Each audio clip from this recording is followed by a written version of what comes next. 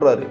இணைத்தாலும் நல்லவே கேட்க, அனைத்தானும் ஆன்ற பெருமை தரும் அப்படின்ட்டு இந்த 2 வரியில அழகா சொல்றாரு. நீ எதை வேணாலும் கேளு, நல்லதவே கேளு. அந்த கேட்ட அளவுக்காவது உனக்கு பயன் கிடைக்கும். அதனால நீ யாரையுமே புறந்தள்ளாத, யாரையுமே சுயமதிப்பிட்டு அவங்கள கழிச்சு கட்டாத, எல்லாத்துட்டு நல்லதே நீ எடுத்துக்க அப்படின்ட்டு வள்ளுவக்கந்தை அழகா சொல்லி முடிக்கிறாரு. வாழ்க்கையில நம்ம இதை ரொம்ப முக்கியமா இதை நம்ம கடைபிடிச்சோம் அப்படின்னா கண்டிப்பா நம்ம வாழ்க்கையில நல்ல முன்னேற்றங்கள் இருக்கும். சின்ன வயசு, அதாவது சின்ன பையனா இருந்தா கூட அதை காது கொடுத்து கேளுங்க. நீ அவனை மதிக்கிறதுக்கு சமம். சின்ன பையன் தானே சொல்லிவிட்டு அசால்ட்டா விடாதீங்க. அவனை மதிங்க. அவனை மதிச்சு என்ன சொல்றாங்கிறத கேளுங்க. நமக்கு ஈக்குவலா இருந்தா கூட பொறாமப்பட வேணாம். காது கொடுத்து கேளுங்க. என்ன சொல்றான், என்ன கருத்து சொல்றாங்கிறத கேளுங்க. நம்ம வயதில் மூத்தவர்களையும் மரியாதை கொடுங்க.